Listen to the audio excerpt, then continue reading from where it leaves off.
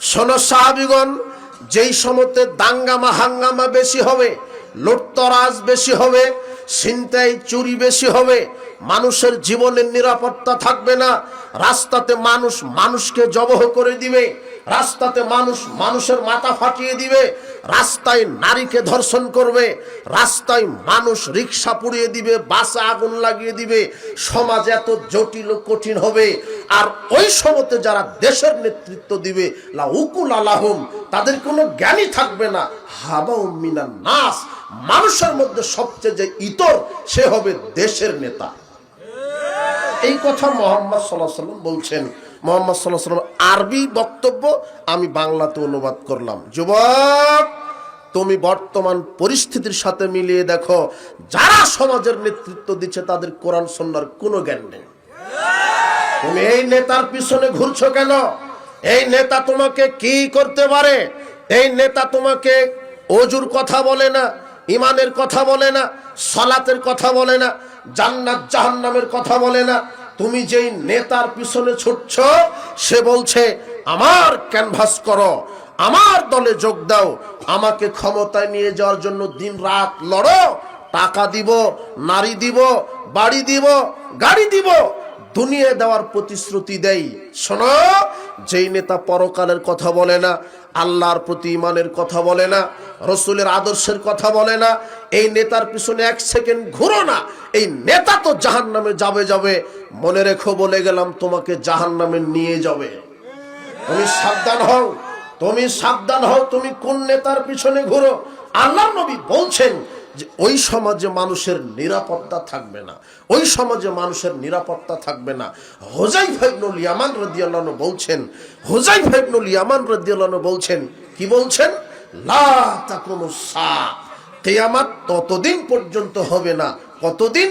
হাত্তা কুনা আসাদুন নাস লুকা ইবনে লুকা, যেদিন সমাজের নেতা হবে ইতরের ছেলে ইতর, অধমের ছেলে অধম, অধমের ছেলে অধম, সমাজের নেতা না হওয়া পর্যন্ত কিয়ামত হবে না।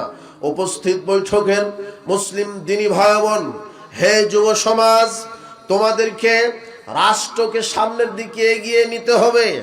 তোমরা এই সমাজের, রাষ্ট্রের কর্ণধার, জাতির শ্রেষ্ঠ সন্তান। জাতি তোমাকে, আপনার জাতি তোমাকে কি দিয়েছে?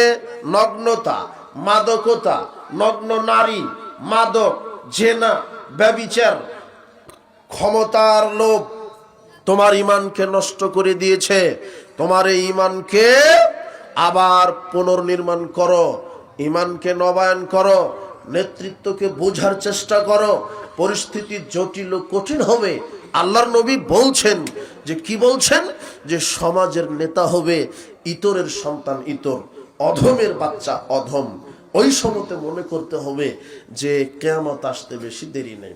ওমর ইবনুল খাত্তাব রাদিয়াল্লাহু আনহু বলছেন, রাসূল সাল্লাল্লাহু আলাইহি সাল্লামকে জিবরিল আমিন এসে বলছেন, ইয়া রাসূলুল্লাহ আখবিরনি আনিস সা, বলেন তো কিয়ামত কবে হবে? কিয়ামতের খবর আমাকে বলেন। তখন আল্লাহ নবী বলছেন, মাল মাসউলু আনহা বিআলামা মিনাস সাইল, জিজ্ঞাসাকারীর চাইতে যাকে জিজ্ঞাসা করা হয়েছে সে বেশি জানে না। তখন জিবরিল আমিন বলছেন, আখবিরনি আন আমারাতিহা, তাহলে আপনি আলামত বলেন, কিয়ামতের পূর্বে কি আলামত হবে? তখন তিনি বলছেন, শোনো জিবরিল, আমি বলছি কিয়ামতের পূর্বে আলামত এটা আমি জানি, আল্লাহ শিখিয়েছেন। কি? আনতালিদাল আমাতু রাব্বাতহা, যেদিন দাসীর পেট থেকে নেতা জন্মগ্রহণ করবে, দাসীর পেট থেকে হবে নেতা। যেদিন দাসী একেবারে নিম্ন শ্রেণীর মহিলার পেট থেকে হবে নেতার জন্ম হবে। আনতারাল হফাতাল ওরাতাল আলা রিয়াশাইয়াতা তাওয়ালুনা ফিল বুনিয়ান, আল্লাহর নবী বলছেন সমাজের নেতা হবে ওই শ্রেণীর লোক যারা ওই যে পরনে গামছা পরেছিল, লঙ্গিও ছিল না, পায়ে জুতা স্যান্ডেল ছিল না, যারা ছাগল চড়াতো, মানুষের বাড়িতে কাজ করত, যারা রিক্সা ভ্যান চালিয়ে খেত, এরা হবে সমাজের নেতা। রাতারাতি রাষ্ট্রের সরকারি রাজকোষাগার থেকে জনগণের টাকা চুরি করে এরা বাড়ি গাড়ি তৈরি করবে। এই ইতর শ্রেণীর মানুষ সমাজের নেতা না হওয়া পর্যন্ত কিয়ামত হবে না। আল্লাহর নবী এভাবেই বলছেন যে ইতর শ্রেণীর মানুষ সমাজের নেতা হবে, তারা রাষ্ট্রীয় সম্পদ থেকে, জনগণের সম্পদ থেকে টাকা চুরি করবে, চুরি করে করে বড় বড় ইন্ডাস্ট্রি, বড় বড় গাড়ি বাড়ি করবে। তাই তো তোমার নেতা নেতা হওয়ার পূর্বে রিক্সা দিয়ে ঘুরতো, নেতা হওয়ার পরের দিন থেকে গাড়িতে ঘুরে। ওর তো বাংলাদেশে কয়েকটা তেলের পাম্প আছে, বাড়ি আছে, লন্ডনে আছে 426টা বাড়ি। এ টাকা পায় কোথায়? এদেশের এমপি সর্বোচ্চ 1 লক্ষ টাকা বেতন পায়, প্রধানমন্ত্রী 1,86,000 টাকা বেতন পায়। 2 লাখই ধরো, তাহলে বছরে 24 লাখ। আশ্চর্য কথা, বছরে 24 লক্ষ টাকা বেতন তোমার নেতা পায়, তো 24 লাখ করে ও যদি প্রতি বছরে 24 লাখ, তো তোমার পিয়ন 400 কোটি টাকার মালিক হলো কি করে? তোমার পিয়ন যদি 400 কোটি টাকার মালিক হয়, তাহলে তোমার এই মন্ত্রীর অবস্থা কি? তুমি বুঝো না? এ হলো দুর্নীতিবাজ। তোমার এই এলাকায় একজন চেয়ারম্যান হতেও খরচ করে 1 কোটি টাকা, এই হারামখোর 1 কোটি টাকা খরচ করে 50 কোটি টাকা চুরি করার ধান্দাতে। আপনি আবার ঠিক বলছেন কেন? আপনি তো ভোটের সময়তে 500 টাকা দিয়ে একটা মুরগির মতো বিক্রি হয়ে যান। একটা মুরগির তো দাম আছে, ছাগলের দাম আছে। এদেশে কুরবানির সময়তে একটা ছাগলের দাম হয় 15 লক্ষ টাকা। আর যখন ভোটের সময়তে আসে, তখন বান্দা নামক ছাগলের দাম হয় 1 কাপ চা। তুমি 1 কাপ চা খেয়ে যাকে ভোট দিয়ে নেতা বানালে, এ অজু তো বহুদূরের কথা, ও নামাজই জানে না। তুমি কাকে নেতা বানালে? এই বেনামাজি নেতা হয়েও নামাজ কায়েম করবে মনে করেছো? এই লুচ্চা নেতা হয়ে তোমার জেনার বিধান কায়েম করবে মনে করেছো? এই সুর, এই দুর্নীতিবাজ নেতা হয়ে দুর্নীতি বন্ধ করবে মনে করেছো? বরং ও মদের বোতল বেশি বেশি খাবে আরো। তুমি কাকে নেতা বানিয়েছো? যুবক সাবধান, ভোটের ফজিলত আছে তোমাকে বলে দিলাম। গণতন্ত্র চিরদিন শিরক, চিরদিন কুফরি মতবাদ। কোন মুসলমান গণতান্ত্রিক পদ্ধতিতে নির্বাচনে অংশগ্রহণ করতে পারে না। গণতন্ত্র কুফরি মতবাদ, যার স্রষ্টা হলো আব্রাহাম লিঙ্কন। আর ইসলামের আল্লাহ প্রদত্ত আমার সংবিধান হবে ইসলাম। আমি কেন জাহেলিয়াত মেনে চলবো? গণতন্ত্র মানুষের রচিত মতবাদ, ইসলাম আল্লাহ প্রদত্ত মতবাদ। গণতন্ত্রের সকল ক্ষমতার উৎস জনগণ, ইসলামের সকল ক্ষমতার উৎস আল্লাহ। গণতন্ত্রের সার্বভৌম ক্ষমতার উৎস জনগণ, ইসলামের সার্বভৌম ক্ষমতার উৎস আল্লাহ। সার্বভৌমত্বের মালিক আল্লাহ। গণতন্ত্রের অধিকাংশের রায় চূড়ান্ত, আর ইসলামে আল্লাহর বিধান চূড়ান্ত। গণতন্ত্রে মানুষের আইন পরিবর্তনশীল, ইসলামে আল্লাহর আইন অপরিবর্তনশীল। গণতন্ত্রের নারী নেতৃত্ব জায়েজ, ইসলামে নারী নেতৃত্ব টোটালি হারাম। তোমার নেতা এই ডানা কাটা পরীর সাথে, পতিতালয়ের নারীর সাথে ভোটের ক্যানভাস করছে কেন? আল্লাহর নবী বলছেন, লা ইফলিহা কাওমুন লাউ আমরাহুম ইমরাতান। একটা দেশের যদি একজন মহিলা মেম্বার হয়, তাহলে সেই সারা দেশে গজব নাজিল হবে। একজন নারী যদি নেতা হয়, কয়জন?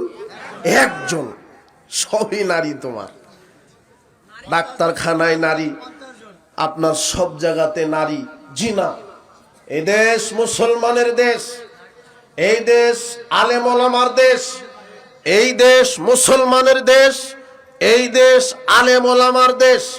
এই দেশে যদি কেউ নেতা হয়, হকপন্থী আলেম ওলামাই হবে এমপি মন্ত্রী। কোন সুর, কোন দুর্নীতিবাজ, কোন লুচ্চা, কোন বেনামাজি দেশের নেতা হতে পারে না। ঠিক বলছেন মানে? আশ্চর্য কথা। ও আপনার জন্যই নেতা হয়ে বসেছে, ও আপনার জন্য ওই চেয়ারে বসেছে। কেন? আপনার এই বিরামপুরে সবচেয়ে বড় মসজিদ, 5,000 লোক সালাত আদায় করে। 5,000 লোকের জন্য একটা ইমাম দরকার, 5,000 লোকের জন্য ইমাম দরকার। তখন আপনি ভাইবা বোর্ডে বসেছেন, একটা ইমাম এসেছে ঢাকা থেকে, ইমামতি করবে কয় হাজার লোকের? 5,000 লোকের ইমামতি করবে। তাই ভাইবা বোর্ডে বসেছে, একজন ইমামকে নিয়ে বসেছেন। ইমাম সাহেব, দেখি কেরাত করেন তো, কেমন কেরাত আপনার সুন্দর, দেখি কি পাস করেছেন, দাওরা আছে, মাদানি না হাটহাজারি, কি সার্টিফিকেট দেখান, দেখি দাড়িটা, দেখি একটু দাঁড়ান তো, প্যান্ট টাকনোর নিচে না ওপরে, দেখি তো আপনার স্বভাব কেমন, আপনি হারামখোর না হালালখোর, আপনার স্ত্রী কয়টা, বউ পর্দায় থাকে? ইন্টারভিউ নিচ্ছেন কিন্তু, বোঝেননি মনে হয়। এই যুবক, তুমি ইন্টারভিউ নিলে না, ও কতজন লোকের নেতা হবে? 5,000, মাত্র 5,000। 5,000 লোকের নেতা হবে, ইমাম হবে। তাই এত কিছু আপনি দেখলেন। ও হালাল খুর না হারাম খুর, লুচ্চা না ভালো, নামাজি না কি, দাঁড়িয়ে আছে কি নাই, ও 5 ওয়াক্ত সালাত আদায় করে কিনা। আর যখন এই বাংলাদেশে নির্বাচন আসে, 5 থেকে 7 লক্ষ লোকের জন্য একটা নেতা নির্বাচন করেন আপনারাই। কিন্তু নির্বাচনের সময় যে এমপিকে আপনি ভোট দিয়ে এমপি বানাবেন, আপনি তদন্ত করেন না এই এমপির মুখে দাঁড়িয়ে আছে কিনা, টুপি আছে কিনা, পাঞ্জাবি আছে কিনা, 5 ওয়াক্ত সালাত আদায় করে কিনা, বউ বেটি পর্দায় থাকে কিনা, হারামখোর কিনা, জেনাকার কিনা, বদমাশ কিনা, লুচ্চা কিনা, 1 সেকেন্ডের জন্য বাছাই করা হয় না। এই হারামখোর এই নেতা হওয়ার পরে ও লুচ্চামি বন্ধ করবে, ও 1400 নারীর সাথে জেনা করবে আরো। কিন্তু বাংলাদেশ সংসদে যদি 300টা সিটে 300 জন হকপন্থী আলেম ওলামা নেতা হতেন, এমপি হতেন, মন্ত্রী হতেন, আর যদি বাংলাদেশ সংসদের সংবিধান হতো কোরআন আর হাদিস, তখন আজকে আমাকে এসে পর্দার ওয়াজ করা লাগতো না। সংসদে বলে দেওয়া হতো আজ থেকে বাংলাদেশের প্রত্যেক বালেগ নারীর পর্দা বাধ্যতামূলক। আজকে আমাকে বলা লাগতো না বাবাজিরা সালাত আদায় করো। হকপন্থী 300 জন আলেম সংসদ থেকে বলে দিত বাংলাদেশের আকেল বালেগ মুসলিম নারী পুরুষের 5 ওয়াক্ত সালাত বাধ্যতামূলক। যারা আজ থেকে 5 ওয়াক্ত সালাত আদায় করবে না তাদের আজীবন জেল হবে।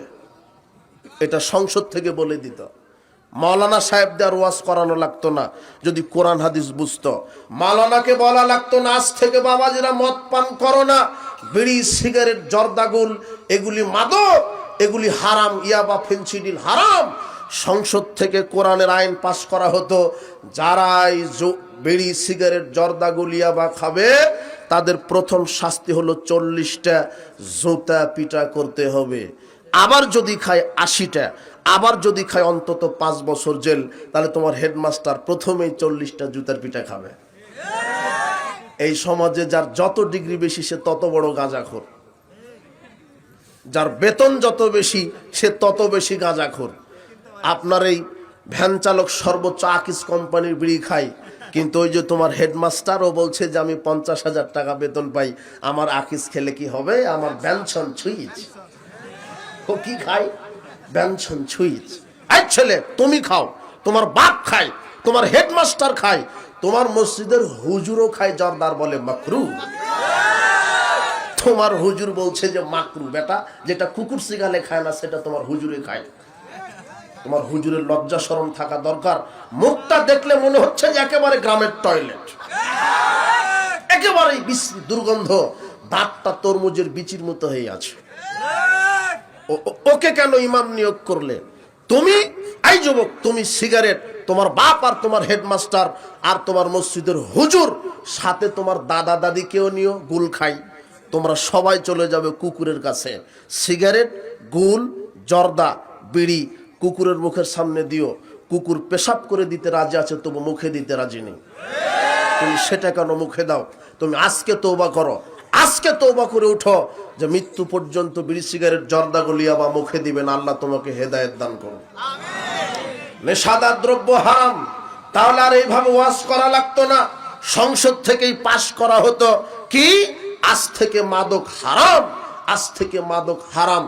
সংসদ থেকে পাস করে দেওয়া হতো শোনো 24 ঘন্টার মধ্যে হাল্লাল্লাহুল বাইয়া হারামার রিবা। মাওলানা সাহেব আর সুদের বিরুদ্ধে বক্তব্য দিবে না। মাওলানার কি ঠেকা পড়েছে সুদের বিরুদ্ধে বক্তব্য দিবে? সুদ হারাম হবে বাংলাদেশের সংসদ ভবন থেকে। সংসদ ভবন থেকে বলে দেওয়া হবে আজ থেকে বাংলাদেশের যত ব্যাংক আছে সুদী ব্যাংক, সব সুদী অর্থনীতিকে আজ থেকে কবর দেওয়া হলো। ব্যাংক থেকে বলে দিবে। এরপরে বলা হবে যত মাজার খানকা গোরস, যত মাজার খানকা দরগা আছে, ওরস আছে, সবকিছু ভেঙে খান খান করে দাও। এটা সংসদ থেকে বলে দেওয়া হবে। তাহলে এইরকম যোগ্য নেতা যখন সংসদে বসবে, আর কোরআন হাদিস যখন সংবিধান হবে সেদিন মানুষ নিরাপত্তা ফিরে পাবে। কিন্তু আল্লাহর নবী বলছেন মানুষের নিরাপত্তা থাকবে না। আব্দুল্লাহ ইবনে আমর রাদিয়াল্লাহু আনহু বলছেন, রাসূল সাল্লাল্লাহু আলাইহি ওয়াসাল্লাম বলছেন, কাইফা বিকুম বি জামানিন, তোমাদের কি হবে, জামানার কি হবে, ইউশিক আইয়াতি গারবালুন নাসু ফিহি গারবালাতান তাবকাহু সালাতুম মিনান নার। শোনো, মানুষের উপরে নির্যাতনকে চাপিয়ে দেওয়া হবে, মানুষের উপরে অনিরাপত্তা, কাদ মারিজাত উহুদুহুম ওয়া মানাতুহুম ফাক্তালাফু, মানুষের ভিতরে ওয়াদা থাকবে না, ইখতিলাফ আর ইখতিলাফ, দাঙ্গামা হাঙ্গামা, মানুষের নিরাপত্তা নেই। একজন নারী রাস্তা দিয়ে যাবে, তার সতীত্বের নিরাপত্তা আজ আর কেউ দিতে পারে না। একজন স্বর্ণকার স্বর্ণ বিক্রি করে টাকা নিয়ে যাচ্ছে, একজন প্রবাসী ব্যাগে ভর্তি করে স্বর্ণ নিয়ে যাচ্ছে, একজন ব্যবসায়িক ব্যবসা করার পরে টাকা নিয়ে যাচ্ছে, সে টাকাটা তার ঘরে নিয়ে যেতে পারবে এই গ্যারান্টি আজ আর কেউ দিতে পারে না। আপনার স্ত্রী, আপনার মেয়েটা স্কুল কলেজে গেছে, সতীত্ব নিয়ে বাড়িতে ফিরবে এই গ্যারান্টি কেউ দিতে পারে না। কিন্তু যেদিন ইসলাম ক্ষমতায় আসবে, কোরআন সুন্নাহ যেদিন সংবিধান হবে, সেদিন নারী চলবে রাত 1টাতে, কোনো পুরুষ গায়ে হাত দিতে পারবে না। কেন? সংসদ থেকে বলে দেওয়া হয়েছে যে বিবাহের পূর্বে যদি কোনো নারী জেনায় লিপ্ত হয় তাহলে তাকে 100টা লাঠি দিয়ে মেরে 1 বছর এলাকা ছাড়া করতে হবে। আর বিবাহের পরে যদি কোনো পুরুষ অথবা কোনো নারী জেনায় লিপ্ত হয় তাহলে তাকে লক্ষ কোটি মানুষের সামনে বুক পুঁতে গেড়ে দিয়ে, মাটির সাথে বুক পর্যন্ত মাটিতে গেড়ে দিয়ে পাথর মেরে মাথা ফাটিয়ে দিতে হবে। এটা সংসদ থেকে যখন এই আইন পাস করা হবে, রাতারাতি বাংলাদেশ থেকে লুচ্চামি বন্ধ হয়ে যাবে। তখন তোমার বোন রাত 1টাতে চলে যাবে, আপনার ওই গোবিন্দগঞ্জ থেকে বিরামপুরে আসবে, রাত 1টাতে কোনো পুরুষ তাকে হাত দিতে পারবে না। কেন? বিধান কার আছে এখন? আল্লাহ। তোমার নেতার গম ভোটটা চুরি করতে পারবে না। ওমর রাদিয়াল্লাহু আনহুর মতো নেতা হবে তোমার নেতা। ওমর মানে ওমর রাদিয়াল্লাহু আনহু অর্ধ পৃথিবীর খলিফা, অর্ধ পৃথিবীর খলিফা হওয়ার পরও তিনি বাড়িতে বাড়িতে খবর নেন কে না খেয়ে আছে, কে অসুস্থ। একদিন দেখছে যে তাঁবুর ভিতর থেকে কান্নার আওয়াজ আসে। ওমর ইবনুল খাত্তাব বলছেন, কি ব্যাপার বুড়িমা, তাঁবুর ভিতর কান্না করছে কে? বুড়িমা বলছে, আমার সন্তানেরা ক্ষুধার জ্বালায় কান্না করে। ওমর ইবনুল খাত্তাব বলছেন, কি রান্না করছেন? বুড়িমা বলছে, পাতিলের ভিতরে পানি আছে আর পাথর আছে, আমি শুধু নাড়া দিচ্ছি আর আমার সন্তানদেরকে বলছি গোস্ত রান্না হচ্ছে, একটু পরেই খাবি, যাতে করে সান্ত্বনা দিতে দিতে ঘুমিয়ে যাই। কিন্তু আসলে সারা রাত এই পাথর নাড়ালে পাথর তো গোস্ত হবে না। ওমর ইবনুল খাত্তাব রাদিয়াল্লাহু আনহু বলছেন, আমার যেন পায়ের তলা থেকে মাটি খসে পড়তে লাগলো। এই কথা শোনার পরে ওমর ইবনুল খাত্তাব চলে গেলেন খাদ্য গোদামে, গিয়ে আসলামকে বলছেন, আসলাম, বাইতুল মালের যিনি দারোগা, যিনি কর্মী, যিনি চাকর, তাকে বলছে বস্তা রেডি করো, আটার তরি তরকারি রেডি করো, আমার কাঁধে উঠিয়ে দাও। অর্ধ পৃথিবীর খলিফা, অর্ধ জাহানের খলিফা, এত পাওয়ারফুল নেতা, আটার বস্তা কাঁধে করে ক্ষুধার্ত ব্যক্তির বাড়িতে পৌঁছে দিয়ে আসে। আর তোমার সেই বাংলাদেশের নেতারা সে আটার বস্তা চুরি করে। বিধবা, তোমার নেতা বিধবার কাট করে দিবে, এই হারামখোর মেম্বার বলছে 2000 টাকা দিতে হবে। অবাক, কি মেম্বারে, মানে ও 2000 টাকা নিচ্ছে, মানে ও মেম্বার হতে তো 1 কোটি খরচ করা লেগেছে। কথা বুঝুনি তুমি? তোমার এই নেতার কি হবে? আর তোমার এই রাষ্ট্র ব্যবস্থাটাই নীতি উল্টা, বিধবার কাট করে দিয়েছে। একেবারে দেখছে যে 6 মাস পরে যখন মারা যাবে তখন কাট পাস হয়, 3 মাস পর পর 1500 টাকা করে দেয়, 1500। কথা বুঝিনি মনে হয়? তুমি একবার বাজার করলে 1500 টাকা শেষ, 3 মাস পর পর তাও দিচ্ছে। এদের আকেল বিবেক বুদ্ধি কি আছে? এদের সবে অর্থনীতিতে মজবুত, জাকাত ভিত্তিক অর্থনীতি, সুদ ভিত্তিক অর্থনীতি হারাম। জাকাত কালেকশন করবে। 1996 সালে সরকারিভাবে জরিপ করা হয়েছিল, বাংলাদেশের যত ধনী মানুষ আছে সবকে থেকে যদি জাকাত কালেকশন করা যেত, 1996 সালে বাংলাদেশের টাকা অনুযায়ী পরিমাণ হতো জাকাতের 6,500 কোটি টাকা। 6,500 কোটি টাকা যদি বাংলাদেশের ফকির মিসকিনকে বিতরণ করা হতো, বাংলাদেশে ফকির মিসকিন থাকতো না। তাহলে আজকে 2025 সালে কত হাজার কোটি টাকা জাকাত কালেকশন হতে পারে, অথচ অর্থ ব্যবস্থায় যারা বসে আছে সব মুসলমান নামের প্রায় টাটকা মুনাফিক এক একটা। এরা বলতে পারে না যে সুদ হারাম, জাকাত ভিত্তিক অর্থ কায়েম করতে হবে, আমি মুসলিম, আমার স্রষ্টা আল্লাহ, আজ এই বিধানও চলবে আল্লাহর। এটা বলতে পারে না কেন? তাহলে দারিদ্র বিমোচন হবে, ফকির মিসকিন থাকবে না। কিন্তু এই শয়তানেরা সুদি অর্থনীতি চালু রেখেছে। সুদ কি? গরিবের কাছ থেকে নাও, ধনীদেরকে দাও। আর জাকাত কি? ধনীদের কাছ থেকে নাও, গরিবদেরকে বিলিয়ে দাও। সুবহানাল্লাহ, এটা আল্লাহর অর্থনীতি। যতদিন এই অর্থ ব্যবস্থা কায়েম না হবে, বাংলাদেশ থেকে দারিদ্র বিমোচন হবে না। আব্দুল্লাহ ইবনে আব্বাস রাদিয়াল্লাহু আনহু বলছেন, রাসূল সাল্লাল্লাহু আলাইহি ওয়াসাল্লাম বলেছেন, ইযা যাহারা যিনা ওয়ার রিবা ফি কারিয়াতিন, যখন কোন দেশে সুদ এবং জেনা প্রকাশ পায়, ফাকাদ হাল্লু বিআনফুসিহিম আযাবাল্লাহ, সেই দেশের লোকেরা আল্লাহর আযাবকে হালাল করে নেয়। কি করে নেয়? হালাল। বুঝেননি মনে হয় হাদিসটা? মুসনাদ আহমদের 3809 নম্বর হাদিস। আল্লাহর নবী বলছেন, যেই দেশে সুদ আর জেনা প্রকাশ পাবে, সেই দেশের লোকেরা আল্লাহর গজবকে হালাল করে নিল। কি গজব হবে? সুদ প্রকাশ পেলে, জেনা প্রকাশ পেলে কি গজব হবে? বেশি বেশি আল্লাহ ভূমিকম্প দিবেন, ভূমিকম্প বেশি হবে।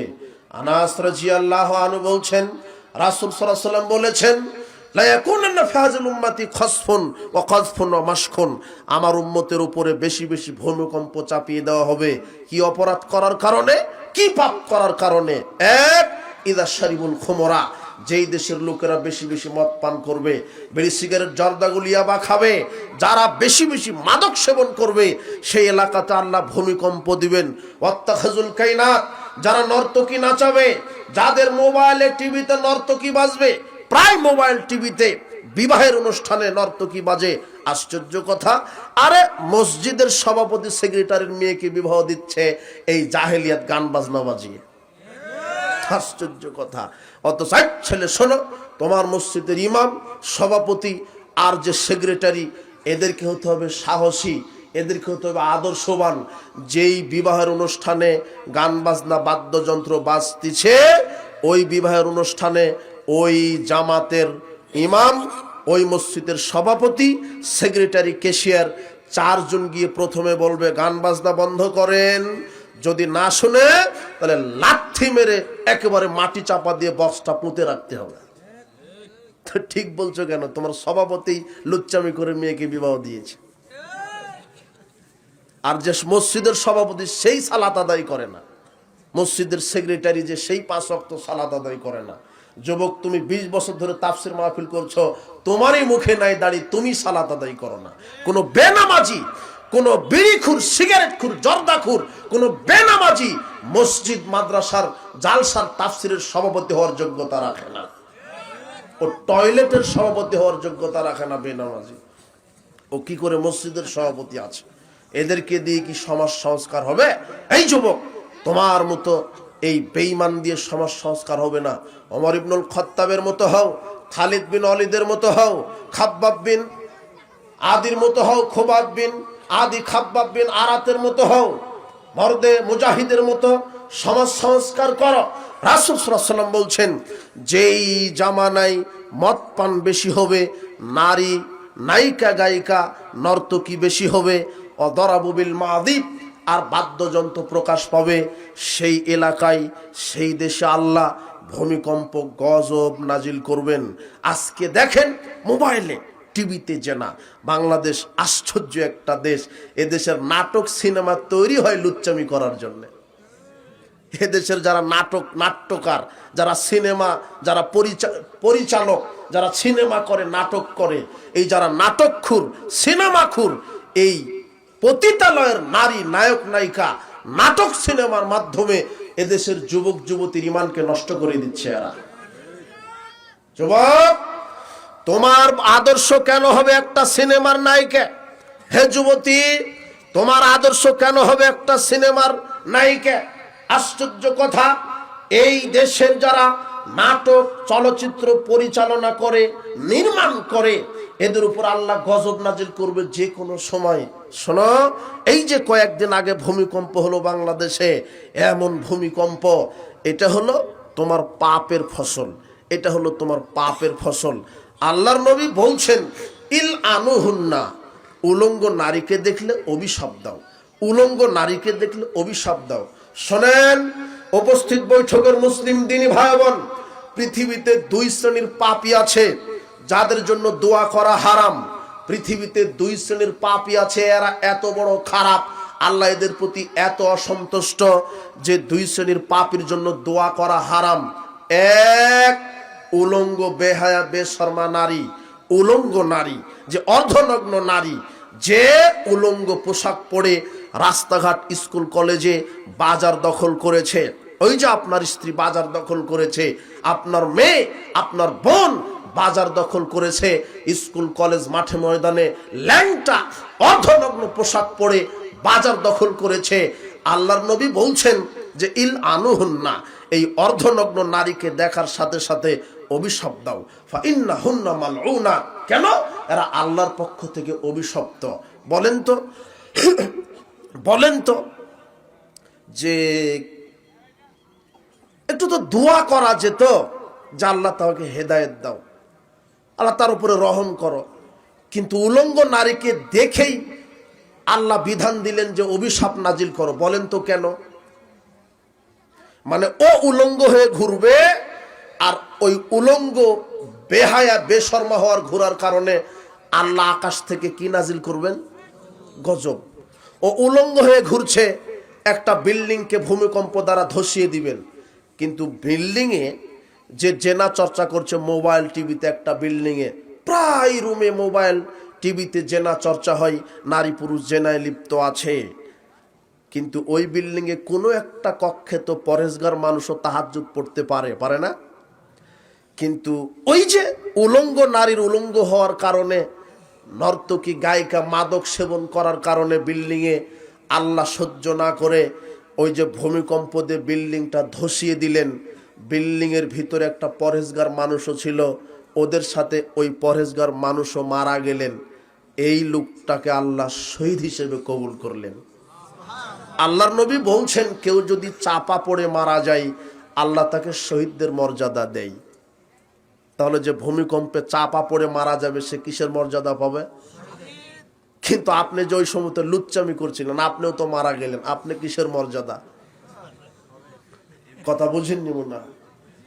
তাহলে আপনার পাপের কারণে এই পরহেজগার লোকটাও মাটি চাপা পড়ে কি হয়ে গেল? মারা গেল। এই জন্য আল্লাহর নবী বলছেন যে খারাপ মানুষের কারণে ভালো মানুষ শাস্তি পাচ্ছে, এটা আল্লাহ সহ্য করেন না। তাই আল্লাহ বলেছেন, এই যত বেহায়া বেপর্দা নগ্ন নারী আছে, এদেরকে দেখার সাথে সাথে কি করো? অভিশাপ দাও। দুই শ্রেণীর মানুষ, এদের জন্য দোয়া করা হারাম। তারা এক হচ্ছে ল্যাংটা অর্ধনগ্ন নারী, দুই যারা হারামখুর, যারা বিড়িখুর, সিগারেটখুর, জর্দাখুর, গুলখুর, ইয়াবাখুর, যারা মদখুর, যারা সুদখুর, যারা দুর্নীতিবাজ, যারা ঘুষখুর, এই হারামখুরের জন্য দোয়া করা কি? হ্যাঁ, মুখ দিয়ে বের হচ্ছে না, মানে আপনিই তো আছেন বসে, কি করবেন এখন? বের হওয়া তো খুবই কঠিন, আপনি তো বসে আছেন। বিড়িখুর, সিগারেটখুর, গুলখুর, মদখুর, ইয়াবাখুর, ঘুষখুর, দুর্নীতিবাজ, এদের জন্য দোয়া করা কি? হারাম। দলিল কি? সহিহ মুসলিম আপনি খুলেন, 423 নম্বর হাদিস। ইবনে আমের নামের এক লোক মন্ত্রী ছিলেন, বাসরার মন্ত্রী ছিলেন, ইবস্ত হয়ে গেছে, হসপিটালে ভর্তি আছে। তো আব্দুল্লাহ ইবনে ওমর দেখতে গেছে। তো আব্দুল্লাহ ইবনে ওমর যখন দেখতে গেলেন, তখন ইবনে আমের বলছেন, আলা তাদুল্লাহ লি, আপনি আমার জন্য আল্লাহর কাছে একটু দোয়া করেন। তখন আব্দুল্লাহ ইবনে ওমর মুখের উপরে বলে দিলেন যে কুনতালাল বাসরা, আপনি তো বসরার গভর্নর ছিলেন, মন্ত্রী ছিলেন। বসরার মন্ত্রী থাকা অবস্থায় মানুষের তেল, রড, সিমেন্ট, টাকা পয়সা জম্মের দুর্নীতি করেছেন, কাজে আপনার জন্য কোনো দোয়া চলবে না। এটা অবাক। হারামখোর, এত পাপের পাপী, এর জন্য দোয়া করাই কি হারাম। এই জন্য বিড়ি খাচ্ছে, সিগারেট খাচ্ছে, ও যত বড় হেডমাস্টার হোক ওকে সালাম দেওয়া যাবে না। না বোঝনি মনে হয় তুমি। তোমার হুজুরের যত বড়ই পাগড়ি আলখাল্লা থাক, যদি এই মুখে গু থাকে, জর্দা থাকে, তাহলে তাকে সালাম দেওয়া যাবে না।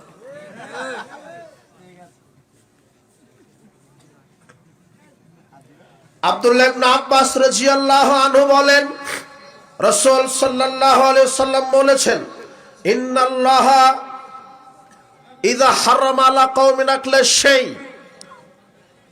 আল্লাহ যখন কোন জাতির উপরে কোন জিনিস খাওয়া হারাম করে, ফাহারামা আলাইহিম সামানাহু, তার ব্যবসাকে হারাম করেন। আল্লাহ যখন কোন জাতির উপরে কোন জিনিস খাওয়া হারাম করে, তার ব্যবসাকে কি করেন? যেটা খাওয়া হারাম তার ব্যবসা কি হারাম। বিড়ি সিগারেট জর্দা গুলিয়া বা হারাম, এর ব্যবসা কি? এই যুবক, তুমি যদি ব্যবসায়িক হও, দোকানদার হও, মুদির দোকান, তোমার বাপ মুদির দোকান দিয়েছে, তোমার বাপ চাউল বিক্রি করে, তেল বিক্রি করে, সাবান বিক্রি করে, সবই বিক্রি করে, কিন্তু তোমার বাপের প্রথমেই দোকানের সামনে আছে সিগারেটের প্যাকেট, ওটাও বিক্রি করে। ওই সিগারেট বিক্রি করা হারাম। সিগারেট বিক্রি করা কি হারাম, যেহেতু ওটা খাওয়া হারাম। সিগারেট, ইয়াবা, ফেন্সিডিল, গুল, জর্দা যা আছে, তোমার কোম্পানি তো শয়তান চালায়, বলছে যে নুরানি জর্দা। কি জর্দা?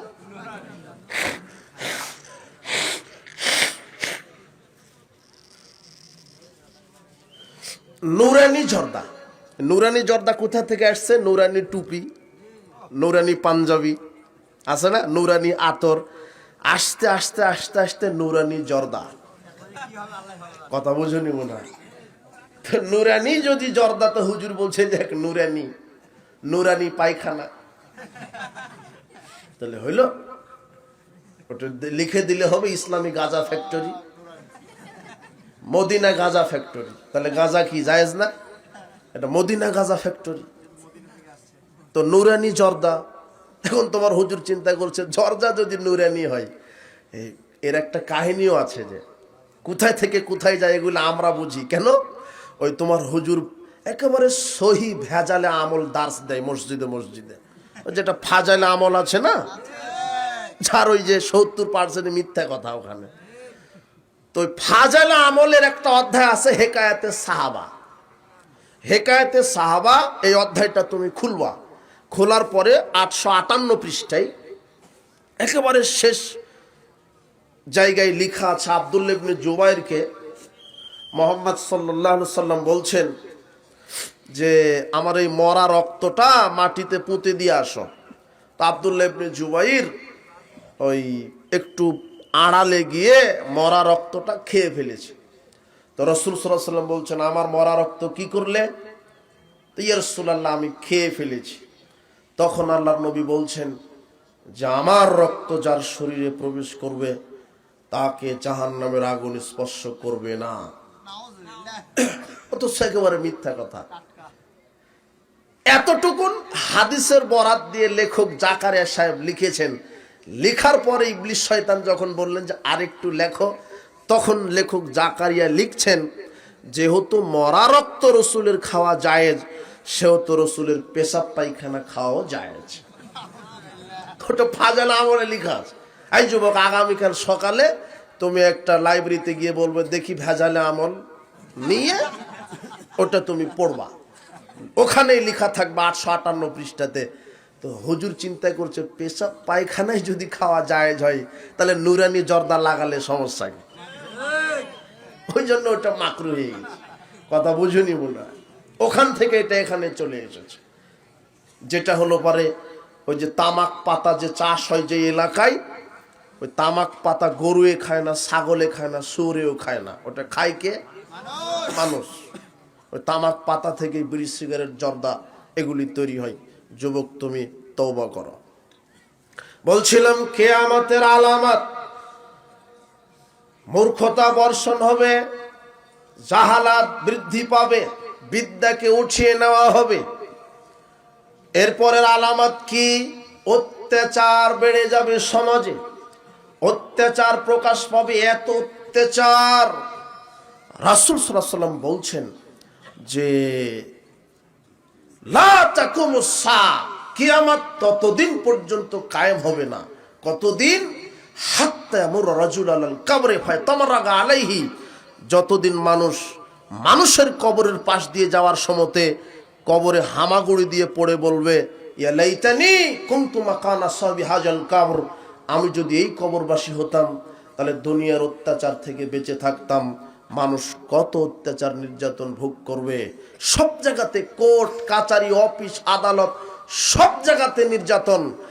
1 শতক জমি নিয়ে দ্বন্দ্ব, তোমার কেস করা আছে, তোমার বাপ 1 শতক জমির উপরে কেস করেছে, ওই তোমার বাপ মারা গেছে, তুমি বুড়া হয়ে গেছো, তো 1 শতক জমির সমাধান হয়নি, এখনো কোর্ট 1 শতক জমির কি দিতে পারেনি, সমাধানই দিতে পারেনি।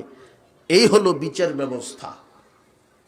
একটা টেবিল থেকে আর একটা টেবিলে তোমার ওই ফাইলটা যাবে না যদি মামু না দাও, টাকা না দাও। সব জায়গাতে নির্যাতন, সব জায়গাতে। তুমি কি মনে করছো? রাসূল সাল্লাল্লাহু আলাইহি সাল্লাম বলছেন, বাইনামান নবী সাল্লাল্লাহু আলাইহি ওয়াসাল্লাম ইউহাদ্দিসু, একদা রাসূল সাল্লাল্লাহু আলাইহি ওয়াসাল্লাম জাতির সামনে বক্তব্য দিচ্ছিলেন। ইজারাবিয়ুন, এক আরবি গ্রাম্য লোক এসে বলছেন, মাতা সাত, আল্লাহর নবী কিয়ামত কখন হবে?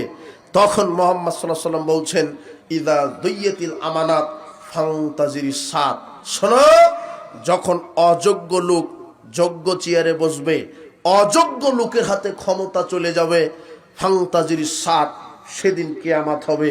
তখন লোকটা বলছেন, কাইফাইদাতুহা, কিভাবে ভাবে আমানত নষ্ট হয় বলেন?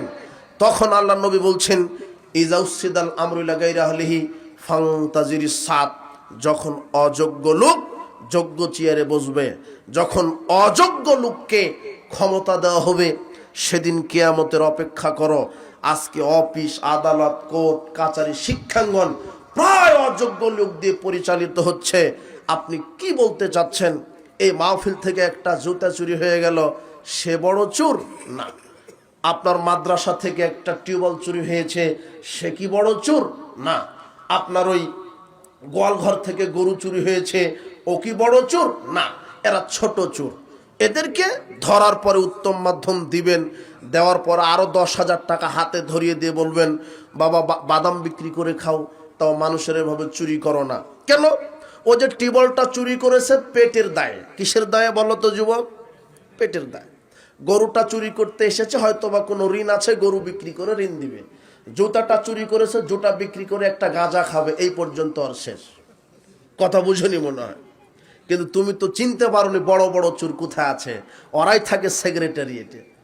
বড় বড় চোর যারা এদেশের বড় বড় চোর, তারাই থাকে ইনকাম স্টক অফিসে, পাসপোর্ট অফিসে, ভিসা অফিসে, সেক্রেটারিয়েটে, তারা থাকে বিদ্যুৎ অফিসে, ভূমি অফিসে। এরা এই জনগণের সার্ভিস দেওয়ার নাম করে জনগণের রক্ত শুষে শুষে খাচ্ছে। এরাই হলো পৃথিবীর ইতিহাসে ইন্টারন্যাশনাল বড় বড় চোর। এরা টাকা ছাড়া কাজ হয় না। তুমি পাসপোর্ট অফিসে গেছো, এমনিতেই বলবে এই কাগজ লাগবে, ওই কাগজ লাগবে। ওখানে একটা লাল নোট বের করে দিলে বলবে ঠিক আছে। তোমার মাদ্রাসার প্রিন্সিপাল আর একটা হারামখোর। মাদ্রাসার প্রিন্সিপাল, এই মাদ্রাসার প্রিন্সিপাল মুখে দাঁড়িয়ে আছে, মাথায় টুপি, 2 বার হজ করা আছে, আর 6 বার উমরা করা। মাদ্রাসার প্রিন্সিপাল এ যখন শিক্ষক নিয়োগ বাণিজ্য করতে বসেছে, তখন মাদ্রাসার প্রিন্সিপাল বলছে যে 5 লক্ষ টাকা মিষ্টি খাওয়ার জন্য রেখে দিতে হবে। প্রিন্সিপালের কয় লাখ লাগে? 5 লাখ। এই মাদ্রাসার প্রিন্সিপালের কথা। তুমি ঘুষ দিতে দেরি হলে বলবে যে তাড়াতাড়ি দেন, জামাতের সময় হয়ে যাচ্ছে। পাশেই মসজিদ, ও ঘুষও খায়, সালাতও আদায় করে। সব জায়গাতে প্রতারণা। আবু হুরায়রা রাদিয়াল্লাহু আনহু বলছেন, রাসূল সাল্লাল্লাহু আলাইহি ওয়াসাল্লাম বলেছেন, সায়াতানান নাস সানাতুন খাদাতুন, অচিরেই মানুষের উপর একটা সময় আসবে প্রতারণার প্রতারণা, প্রতারণার প্রতারণা। গরুটা বিক্রি করতে নিয়ে গেছে, 3 দিন দুধ দয়নি, বাছুরকে আটকে রেখেছে, পালানটা এরকম মোটা হয়ে আছে। বাজারে গিয়ে বলছে, আমার গরু 10 কেজি দুধ দেয়, না হলে দেখিয়ে দেন। তো দহন করে 8 কেজি হয়েছে। এখন যে কিনবে সে বলছে যাক ভালো করে খাওয়ালে আরো 2 কেজি হবে, 10 কেজি হবে। কিন্তু 8 কেজির পিছনে বাছুর কয়দিন আটকানো ছিল? 3 দিন। এ তো আর বুঝতে পারেনি। এটা হলো প্রতারণা। কথা বুঝেননি মনে হয়? তোমার এই কাপড়ের দোকানও হাজি সাহেব বছরে বছরে উমরা করে আসে, কাপড়ের দোকান, কাপড়ও বিক্রি করে। তুমি গেছো, ও বলবে যে তুমি এসেছো, তুমি অমুকের ছেলে না, তোমার বাপের সাথে তোমার খুব খাতির ছিল, তোমার সাথে কোনো ব্যবসা করব না, কিনা দামে বিক্রি করব না। কোনটা পছন্দ করেছো, বলবে যাক ভাতিজা কিনা দামে দাও, 3000 টাকা দিয়ে কিনে আছে, অথচ কিনা আছে 1000 টাকা দিয়ে। যে বলল যে 3000 টাকা দিয়ে কিনা আছে, সে প্রতি বছরে উমরা করে। কথা বুঝনি তুমি মনে হয়? সপ্তাহে সপ্তাহে দাড়িতে মেহেদি দেই, অথচ মিথ্যুক ব্যবসায়িক। বিচারের মাঠে 3 শ্রেণীর লোকের সাথে আল্লাহ কথা বলবেন না, তাদের দিকে দয়ার দৃষ্টিতে তাকাবেন না, তাদের পাপ ক্ষমা করবেন না। তার এক হালাফিল কাযিব, যারা মিথ্যা কথায় ব্যবসা করে। কি করে? মিথ্যা কথায়। যারা ব্যবসায়িক আছেন, মিথ্যা কথা বলবেন না। মিথ্যা কথা জাতির সামনে মানুষের সাথে প্রতারণা দিবেন না। আল্লাহর নবী বলছেন মান গাসসা ফালাইসা মিন্না, প্রতারক আমার উম্মত হতে পারে না। আজকে যুগ জামানাটাই প্রতারণা, সব জায়গাতে প্রতারণা, প্রতারকে ভরে গেছে। এটা হলো কিয়ামতের আলামত।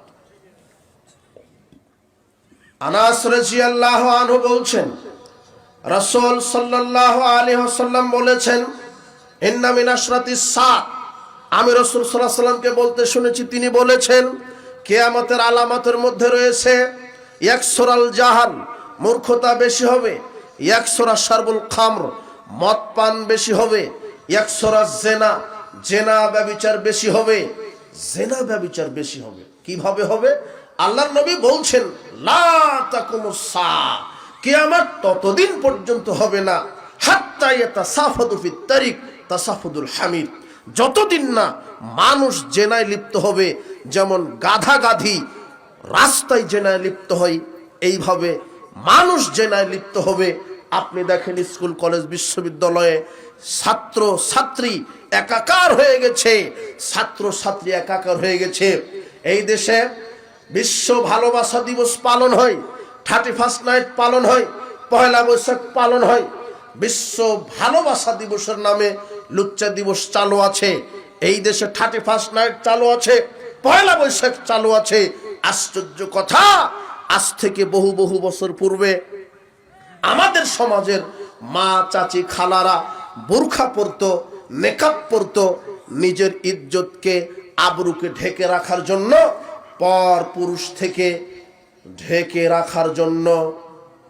কিন্তু আজকে আপনার বোন, আপনার মেয়েটা নেকাব পড়েছে, বোরখা পড়েছে, আস্তে করে নেকাব বোরখাটা পরে ও চলে গেছে গার্লফ্রেন্ড বয়ফ্রেন্ডের সাথে লুচ্চামি করতে। ও চলে গেছে পার্কে, নেকাব পড়া আছে। এই যুবক, তুমি আবার বলছো ওটা আমার দিনী বোন। হারামখোর, ওটা দিনী বোন হয় কি করে? আবার বলছে যে প্রেম পবিত্র। কি পবিত্র?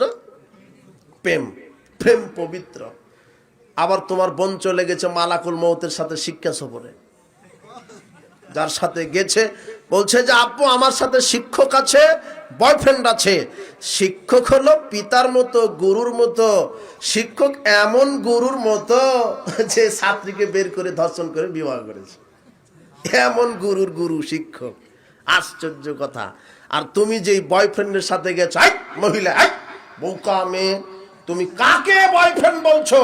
শুনে রাখো, যাকে তুমি বয়ফ্রেন্ড বানিয়েছো ও হলো আকাশের নিচে জমিনের উপরে সবচেয়ে বড় একটা ধর্ষক। একটাও ও তোমার ইজ্জত নষ্ট করে চলে যাবে। তুমি মনে রেখো, তুমি ও ধর্ষকের সাথে ঘুরছো কেন? একটা নারী আর একটা পুরুষ বিবাহের পূর্বে 1 সেকেন্ড একসাথে বসে গল্প করার অধিকার রাখে না।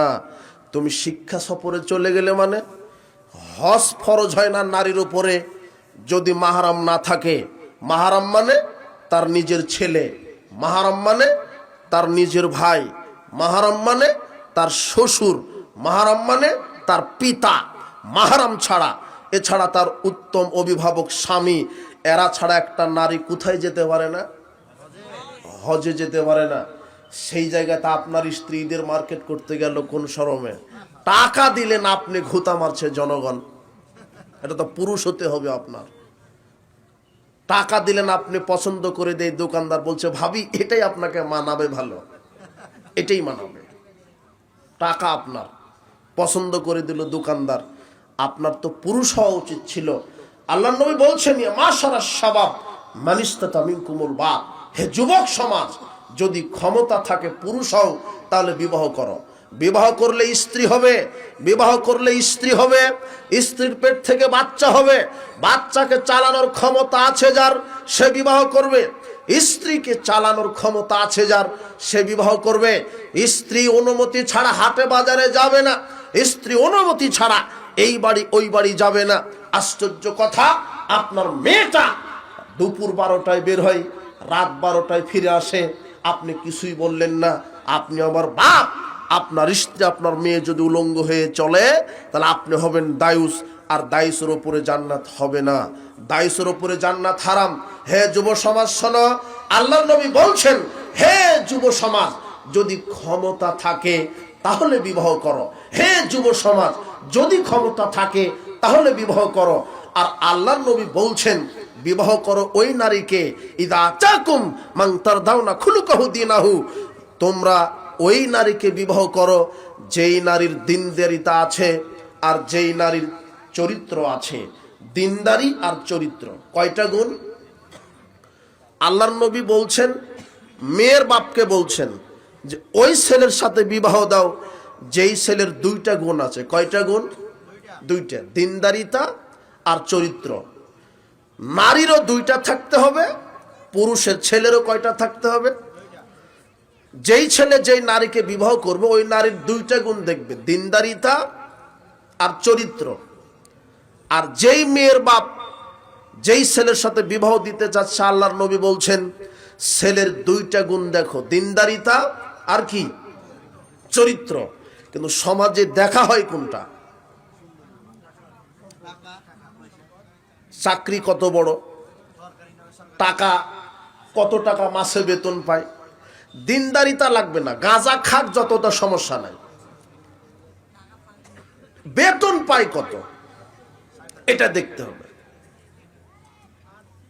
তোমার হলো হাজী সাহেবের মেয়ে, হজ করেছে, প্রতি বছর উমরা করে, এত পরহেজগার, ওই হাজী সাহেবের মেয়েটাকে বিবাহ দিবে, এখন পাত্র খুঁজছে। তো 2টা পাত্র এসেছে, একটা পাত্র হলো হেফসখানায় চাকরি করে, 15,000 টাকা বেতন পায়, আর আরেকটা পাত্র হলো ব্যাংকে চাকরি করে, 80,000 টাকা বেতন পায়। তখন হাজী সাহেব বলছে যে লাগা ব্যাংকারের সাথে। কার সাথে? অথচ ব্যাংকে চাকরি করার চাইতে ভিক্ষা করে খাওয়া ভালো। ব্যাংকে চাকরি সুদ, ওখানে চাকরি করা হারাম, ওটা চাকরি করা তো হারাম হারাম। কোনো ব্যাংকারকে ঘর ভাড়া দেওয়া হারাম, কোনো ব্যাংকারকে ঘর ভাড়া দেওয়া হারাম। আল্লাহ বলছেন পাপের কাজে সহযোগিতা করো না, আর নেকির কাজে সহযোগিতা করো। তো সুদ খেলে মনে হয় নেকি হয়, তাই না? 1 টাকা সুদ খেলে 49 কোটি নেকি হয় না নাকি? তা আপনি যে ব্যাংকারকে ঘর ভাড়া দিলেন কেন?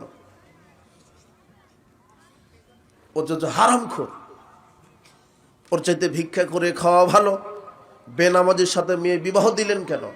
আল্লাহর নবী বলছেন মানালা থালাসা বানাতিন, যেই পিতা 3টা মেয়েকে জন্ম দিল, ফাদ্দাবাহুন্না, সুন্দর শিষ্টাচার শিক্ষা দিল, ওয়াজাওয়াজাহুন্না, সৎ পাত্রের সাথে বিবাহ দিল, ফালাহুল জান্নাহ, ওই 3 মেয়ের বাপের উপরে জান্নাতকে আল্লাহ ওয়াজিব করে দিল। কোন বাপকে ওয়াজিব হলো? যেই বাপ তার 3 মেয়েকে বেনামাজির সাথে মেয়ে দিয়েছে, ঘুষখোরের সাথে বিয়ে দিয়েছে, গাঁজাখোরের সাথে বিবাহ দিয়েছে, বড় ডিগ্রি চাকরি বেতন পাওয়া ওর সাথে বিবাহ দিয়েছে, এই নারীর জন্য জান্নাত ওয়াজিব করে দিয়েছে না। যে 5 ওয়াক্ত সালাত আদায় করে এমন ছেলের সাথে বিবাহ দিয়েছে, তাকওয়া পরহেজগার এমন ছেলের সাথে বিবাহ দিয়েছে। রাসূল সাল্লাল্লাহু আলাইহি ওয়াসাল্লাম বলছেন, হে আমার উম্মতেরা, তাজাওয়াজুল ওয়াদুদাল ওয়ালুদা, তোমরা ওই নারীকে বিবাহ করো যেই নারী বেশি বেশি বাচ্চা দিতে পারে, স্বামীকে তৃপ্তি ভালোবাসা দিতে পারে। ফাইন্নী মুকাসিরুম বিকুমুল উমামা, কেন? আমি বিচারের মাঠে গর্ব করব সব নবীর চাইতে আমি মুহাম্মদ সাল্লাল্লাহু আলাইহি ওয়াসাল্লামের উম্মতের সংখ্যা বেশি। তাই তোমরা ওই নারীকে বিবাহ করো যেই নারী কি করতে পারে, বেশি বেশি বাচ্চা দিতে পারে।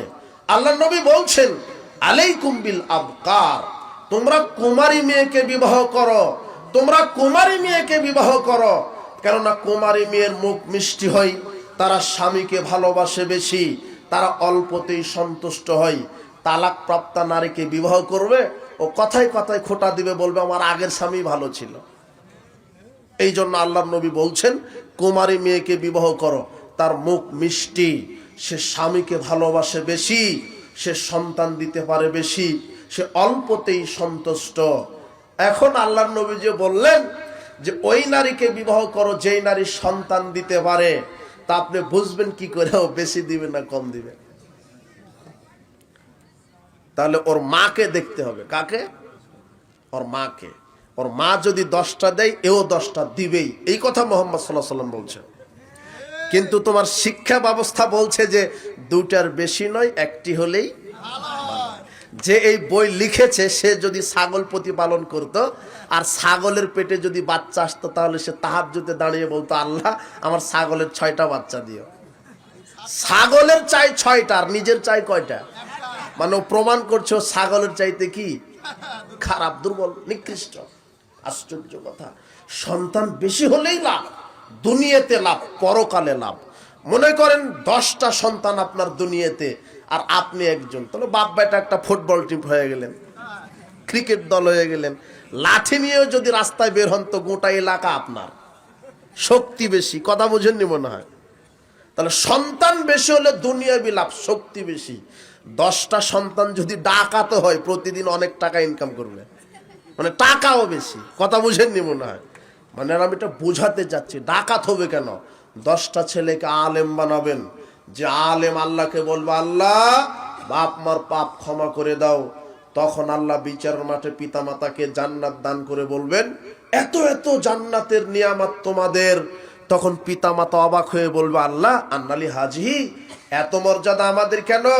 আমরা তো বেশি আমল করতে পারিনি, শুধু 5 ওয়াক্ত কোনোভাবে পড়েছি, রমাদানের সিয়াম পালন করেছি। আমরা গরিব মানুষ ছিলাম, বেশি ইবাদত করতে সময় পাইনি, নফল তারাবি পড়তে সময় পাইনি, কোনোভাবে ফরজ পড়েছি, তাতেই এত মর্যাদা দিলেন কেন? তখন আল্লাহ বলবেন বিস্তিগফার ওয়ালাদিকা লাক, ওই যে তুমি দুনিয়াতে সৎ ছেলে মেয়ে রেখে এসেছিলে, তারা তোমাদের জন্য ক্ষমা প্রার্থনা করেছে, দোয়া করেছে। তোমাদের সৎ সন্তানের দোয়ার বদলতে আমি আল্লাহ তোমাদেরকে জান্নাতুল ফেরদাউস দিয়ে দিলাম। তো রেখে জেকে গেছেন, ও গাঁজা ছাড়া চলে না, ও দোয়া করলে কবুল হবে? যে মেয়েটাকে রেখে গেছেন লুচ্চামি করে বেড়াই, কি জন্ম দিলেন? বিচারের মাঠে আপনি কি জবাব দিবেন? সাবধান। এই জন্য সন্তান বেশি হলেই ভালো, টাকা বেশি হবে, নেকি বেশি হবে। 10টা সন্তান, বাপ বলবে এই অজু করো, এই ঘুমানোর পূর্বে কোরআন তেলাওয়াত করো, ফজরের পরে কোরআন তেলাওয়াত করো, এই 5 ওয়াক্ত সালাত আদায় করো। এটা বাপ 10টা সন্তানকে বলল।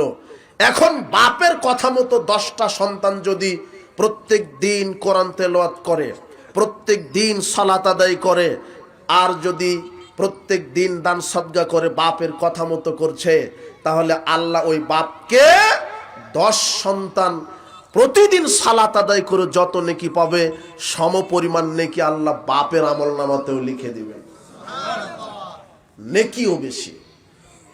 10 সন্তান যদি কোরআন তেলাওয়াত করে, ওরা যত নেকি পাবে বাপ মা একাই তত নেকি পাবে। কেন? মা শিখিয়ে দিয়েছে কোরআন তেলাওয়াত করো, বাপ শিখিয়ে দিয়েছে কোরআন তেলাওয়াত করো। আব্বু ডান হাতে খাও, বাম হাতে শয়তান খায়, দাঁড়িয়ে খেও না বসে খাও।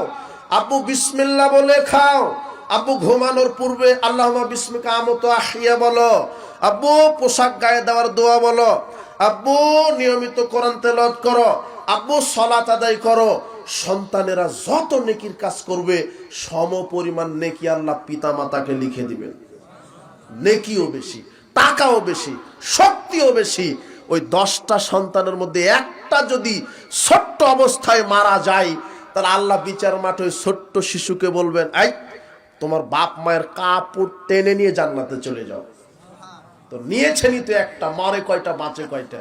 আবার বলছে যে ছেলে একটা হয়েছে ধনির দুলাল, গাঁজা ছাড়া খায় না। মানে একটাই হয়েছে, বলছে আব্বু আমাকে জিক্সার সুজুকি কিনে দিতে হবে, না হলে বিষ খাবো। তা আপনিও বিপদে, একটাই ছেলে, যা করছে কর। ও লুচ্চামি করলেও ভালো, একেবারে ভালো। তোমার সমাজই তো নীতি উল্টা। তুমি বৈধভাবে 4টা বিবাহ করবে, বলবে লুচ্চা রে। আর যখন একেবারে 10 জনের সাথে তুমি জেনায় লিপ্ত হবে, বলবে যে মরদ রে, মরদ। কথা বুঝেন নিব না, তোমার সমাজের নীতি উল্টা। যদি তুমি 4টা বিবাহ করো বৈধভাবে, বলবে যে স্বভাব খারাপ, তাই অনেক বউ।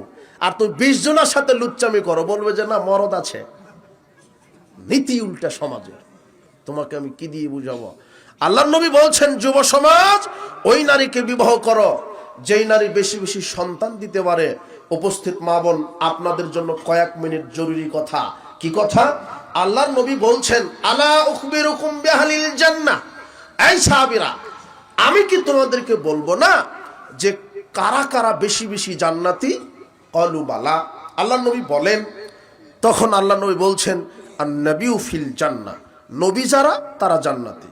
ওয়াস-সিদ্দীকু ফিল জান্নাহ, যারা সত্যবাদী, সত্য কথা বলে তারা জান্নাতি।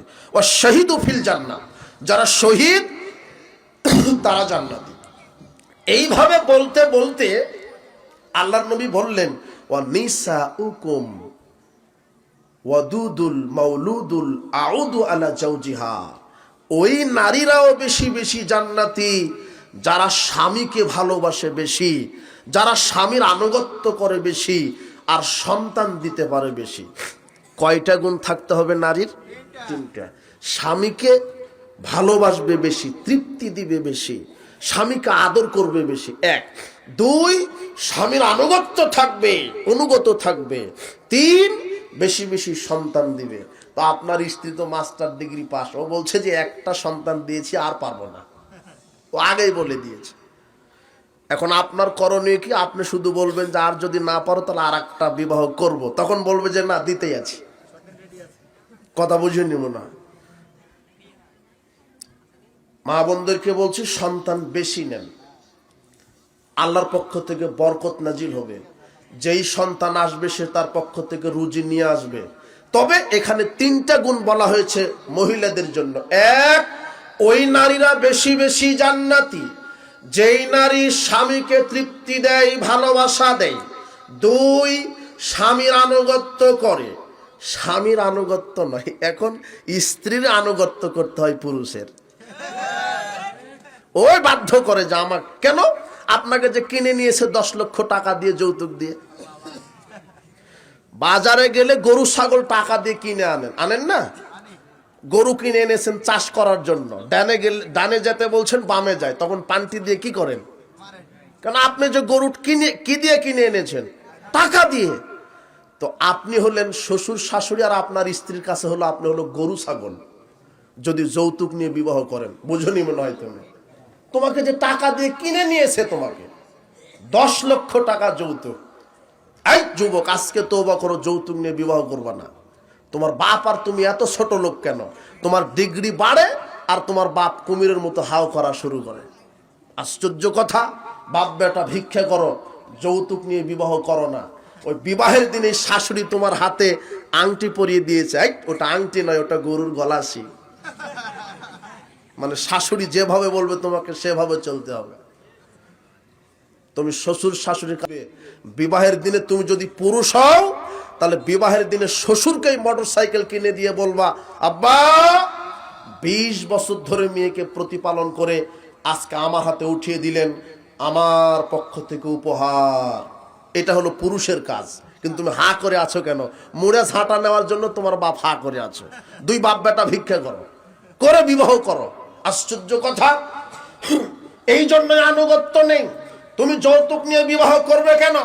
তোমার স্ত্রী তোমার বাধ্য থাকবে, চোখ যেদিকে যাবে স্ত্রী সেদিকে যাবে। এইটা হলো পুরুষ। তোমার স্ত্রী তোমার বাধ্য থাকবে, তোমার স্ত্রী তোমার বাধ্য থাকবে। আজকে অধিকাংশ পরিবার অশান্তি, তোমার স্ত্রী তাহাজ্জুদ পড়তে রাজি তবু তোমাকে ভালোবাসতে রাজি নয়। তুমি পানি চেয়েছো, ঠ্যাক করে ফেলে দিয়ে চলে যাচ্ছে। ওর গতি আলাদা। কুল্লু জাব্বারিন আনিত, আল্লাহ বলছেন প্রত্যেক অহংকারী জেদি মানুষ বেশি বেশি জাহান্নামী। অধিকাংশ পরিবারে নারীরা জেদি, ও যা বুঝে সেটাই বুঝ। পুরুষের স্বামীর বুঝের কোনো দাম নেই, ও যেটা বুঝবে সেটাই। জি না মা বোন, মহিলাদের জান্নাতে যাওয়ার মাধ্যম হচ্ছে স্বামীর বাধ্য থাকা, স্বামীর আনুগত্য করা। একজন মহিলা রাসূলের কাছে এসে বলছেন, রাসূলের কাছে যখন আসলেন তখন রাসূল সাল্লাল্লাহু আলাইহি ওয়াসাল্লাম তাকে বললেন, আযাতু যাওজিন আনতি, তোমার কি স্বামী আছে? তখন মহিলা বললেন, ক্বালাত নাম, হ্যাঁ আমার স্বামী বেঁচে আছে। তখন আল্লাহর নবী বলছেন যে কাইফা আনতি লাহু, তুমি তোমার স্বামীর জন্য কেমন? তখন তিনি বলছেন, মহিলাটি বলছেন, মাজাস্তু আনহু ইল্লা মাজাস্তু আনহু ওয়া মাওয়ালাহু ইল্লা মাজাস্তু আনহু, আমি আমার স্বামীর খেদমত করি কিন্তু আমার স্বামী আমাকে তেমন মূল্যায়ন করে না। তখন আল্লাহর নবী বললেন, ফাংজুরি, অপেক্ষা করো, আইনা আনতি মিনহু, তুমি তার থেকে কোথায় যাবে? ধৈর্য ধরো। তোমার স্বামী খারাপ হোক যেই হোক, ও তোমার স্বামী, তার খেদমত করেই তোমাকে চলতে হবে। ফাইন্নামা হুয়া জান্নাতুকা নারুকা, কেন? স্বামী তোমার জান্নাত, স্বামী তোমার জাহান্নাম, স্বামী তোমার জান্নাত, স্বামী তোমার জাহান্নাম। মা বোন, জান্নাতে যাওয়ার একটা মাধ্যম হচ্ছে স্বামীর আনুগত্য। আনাস রাদিয়াল্লাহু আনহু বলেন, রাসূল সাল্লাল্লাহু আলাইহি ওয়াসাল্লাম বলেছেন, ইন্নাল মারাতা ইযা সাল্লাত খামসাহা, নিশ্চয় কোন মহিলা যদি চারটা কাজ করে, এক, ফরজ 5 ওয়াক্ত সালাত, সামাত শাহরাহা, রমাদানের ফরজ সিয়াম, ওয়াসানাত ফারজাহা, লজ্জাস্থানের হেফাজত। স্বামী বিদেশ আছে, বাহিরে আছে, নিজের লজ্জাস্থান কাউকে ভোগ করতে দিবে না, আমানত একমাত্র স্বামীকে ছাড়া। সারা আলাইহিস সালাম আল্লাহর কাছে দোয়া করেছিলেন, আল্লাহ, আমি যদি আমার স্বামী ছাড়া আমার এই সতীত্ব, এই লজ্জাস্থান যদি হেফাজত করে থাকি, স্বৈরাচারী বাদশার আক্রমণ থেকে আমাকে বাঁচাও। আল্লাহ সারার দোয়া কবুল করে নিয়েছিলেন। একজন নারীর ইজ্জত, লজ্জাস্থান তার স্বামীর কাছে আমানত, তার স্বামী ছাড়া কাউকে ভোগ করতে দিবে না। মা বোন, আপনার স্বামী আপনার শ্রেষ্ঠ সম্পদ।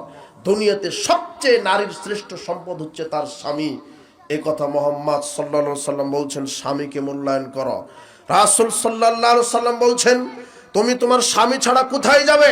রাসূল সাল্লাল্লাহু আলাইহি সাল্লাম বলছেন, কোন নারী যদি 4টা কাজ করে, 5 ওয়াক্ত সালাত, রমাদানের সিয়াম, লজ্জাস্থানের হেফাজত, ওয়াতা বালাহা, স্বামীর খেদমত, ফালতাদখুল মিন আইয়ুল জান্নাতি, ফালতাদখুল মিন আইয়ুল আবওয়াবিল জান্নাতি সাত। আল্লাহর নবী বলছেন, যেই নারী এই 4টা কাজ করবে, আল্লাহ তার জন্য জান্নাতের 8টি দরজা খুলে দিবেন। 8টি দরজাই খোলা। মা বোন, স্বামীকে মূল্যায়ন করেন, স্বামীকে মেনে চলেন। আর যারা এখানে অভিভাবক আছেন, আপনাদেরকে বলছি যে শুধু স্ত্রী স্বামীর খেদমত করবে, বিষয়টা এরকম নয়। স্বামীকেও কাকে মূল্যায়ন করে চলতে হবে? স্ত্রীকে। স্বামীর হক আছে স্ত্রীর উপরে, কথা ঠিক, কিন্তু স্ত্রীরও হক আছে কার উপরে? স্বামীর উপরে। রাসূল সাল্লাল্লাহু আলাইহি ওয়াসাল্লাম বলছেন, এই শোনো সাহাবীরা, তোমরা তোমাদের স্ত্রীগণের নিকটে উত্তম হও, আমি মুহাম্মদ সাল্লাল্লাহু আলাইহি ওয়াসাল্লাম আমার স্ত্রীর নিকটে উত্তম। আপনি কি আপনার স্ত্রীর নিকটে উত্তম? আপনার স্ত্রীকে কি ঘরের কাজে সাহায্য করেন? রাসূল সাল্লাল্লাহু আলাইহি ওয়াসাল্লাম, আয়েশা রাদিয়াল্লাহু আনহা বলছেন, রাসূল সাল্লাল্লাহু আলাইহি ওয়াসাল্লাম ঘরের সংসারের কাজ করতেন, ঘর ঝাড়ু দেওয়া কাজ করতেন, বকরির দুধ দহন করা, জুতাতে তালি লাগানো, তিনি সাংসারিক কাজে স্ত্রীদেরকে সাহায্য করতেন। যখন আজানের সময় হয়ে যেত, তখন তিনি মসজিদে যেতেন। আপনি কি আপনার স্ত্রীর কাজে সাহায্য করেন? করতে হবে। স্ত্রীর প্রশংসা করবেন, স্ত্রীকে সময় দিবেন, স্ত্রীকে মূল্যায়ন করবেন। অনেক স্বামী আছে স্ত্রীকে মূল্যায়ন করে না, স্ত্রীকে সময় দেয় না, পরিবারকে সময় দেয় না।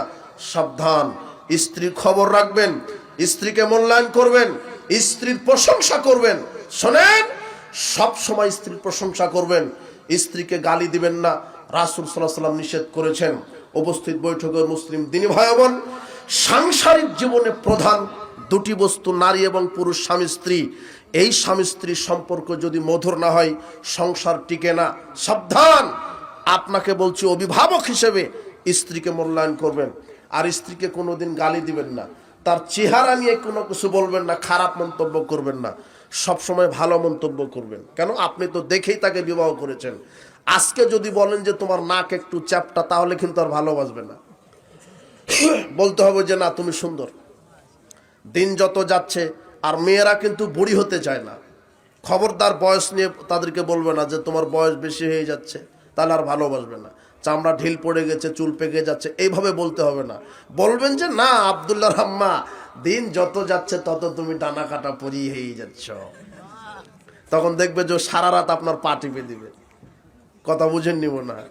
সব সময় তোমার হাতের রান্না খুব ভালো, কাপুরুষতার পরিচয় দিয়েন না। খেতে বসেছেন, লবণ একটু কম হয়েছে, আর আপনি গুষ্টি সহ গালি দিয়ে দিলেন। জি না, মাঝে মাঝে আপনি একটু রান্না করে খাওয়ান না, রান্নাঘরে যান, মুখের ঘামটা মুছে দেন।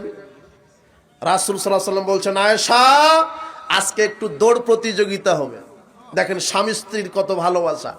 আয়েশা রাদিয়াল্লাহু আনহাকে বলছেন, আয়েশা চলো একটু দৌড় প্রতিযোগিতা করি। যারা আছে ছেড়ে দেন, ওই যে চাদর, যারা দায়িত্বশীল আছেন না, চাদর বা গামছা নিয়ে যান, আপনারা উঠেন না, আমি শেষ করে দিব। যার যার সামর্থ্য অনুযায়ী দানে অংশগ্রহণ করবেন। যারা মা বোন দায়িত্বশীল যারা আছে, মা বোনদের নিকটে কাউকে বলে দেন। অনেক মা বোন এসেছেন, যারা যে যেখান থেকে এসেছেন প্রত্যেকে, এই যে এত বড় আয়োজন, অনেক খরচ হয়েছে।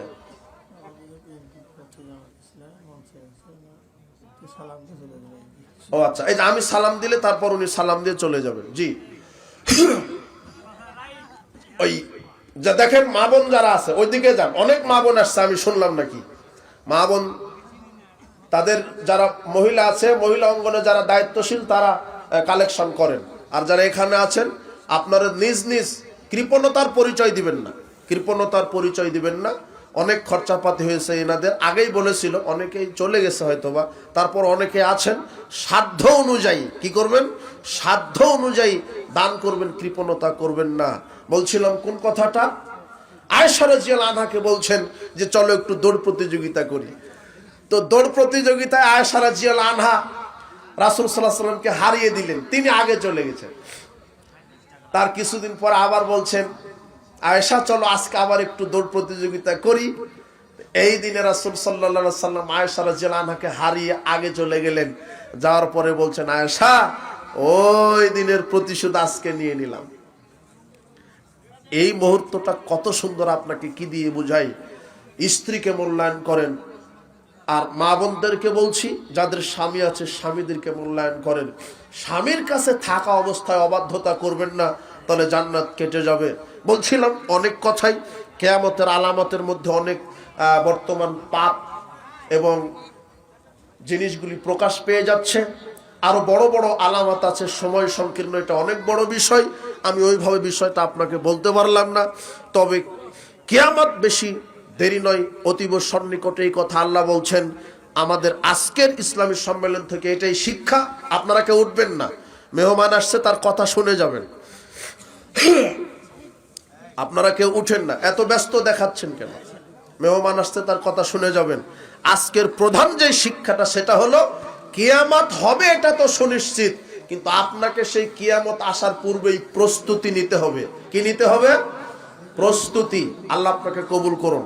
বারাকাল্লাহু ফিকুম, জাযাকুমুল্লাহ খায়র। সুবহানাকাল্লাহু ওয়া বিহামদিক।